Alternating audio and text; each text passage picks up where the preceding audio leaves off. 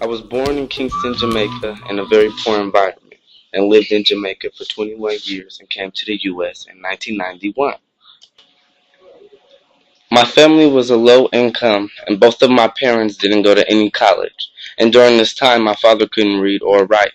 My mother had a seventh grade education with a family of 6 kids. I was the first one to go to college, even while the economy was going bad in Jamaica.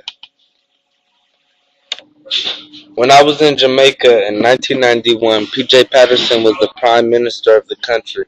The People's National Party was in power. Just like Obama is in charge of the Democratic Party, P.J. Patterson was in charge of the People's National Party. After college, the economy got really bad that I had to lead a better life for me and my family. The Jamaican dollar value was decreasing so much that prices on items in the everyday grocery store would change almost every single day. Well, I think it's because since people were migrating to different places with the movement, also places that offered better opportunities, and the U.S. was closer than other countries. I also knew people that already lived in the U.S., so it was easier to get help. Getting to the U.S. and assimilating wasn't so hard because I came by plane and didn't have any obligations that would get in my way. So it was easy to just focus on my education, but things got hard when I tried to find jobs and other stuff because I had no visa, because I was only here to study, not to live. But I ended up staying and moving to Florida for 17 years until I moved back to the Bay Area in 2007. The obstacle I faced was just finding jobs and finding good places to study and adapt to life in the U.S. because I had no visa to help me get these things. Well, I had more opportunities as long as I had a good job. I could get a house, a car, and spend some money back home to my mom, and found different materials that were not offered in Jamaica. Yeah, the U.S. is more good at advertising their culture, and when you're in Jamaica listening to music like Trey Songz, you're listening to it in America. So we did have some of U.S. culture. I grew up listening to American music and speaking English in American TV shows. The dialogue, clothing, and style is also the same as American, but different in a way.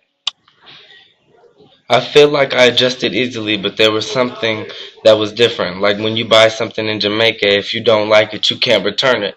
But in America, you can. Jamaica has the law of you break, you buy. I like how the American system was of law and order and not as much corporation like third world countries.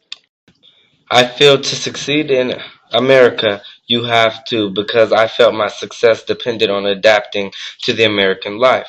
I didn't see the point of resisting the system because if you leave your country, you come to try the American lifestyle. And if people don't want to adapt, they should have just stayed in their country. I held on to my cultural roots by staying in touch with family and friends and reading the paper online to see what's going on in Kingston, Jamaica. I also visit home to remind myself of the culture and how in today's society of technology we have Facebook, so it's way easier to communicate with people and roots back home. Because I had adapted to the American culture, sometimes I catch myself doing things that only would be recognized in my homeland, and it starts to bring me back to my customs that existed in my homeland back in Jamaica. Well, I happily reside in Berkeley and I work at a nonprofit in Oakland called Urban Habitat, and now I'm located in California living with my family.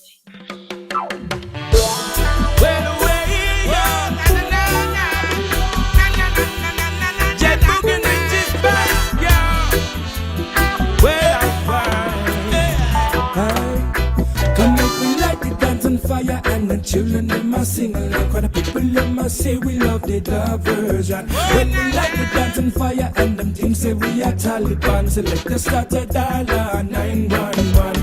You got to be strong, living in a Babylon. You got to be wise to escape the dragon. You got to be strong, living in a Babylon. You got to be wise to escape the dragon. Put away your guns, tell her where you cease fire. Talk to the brother, got to love and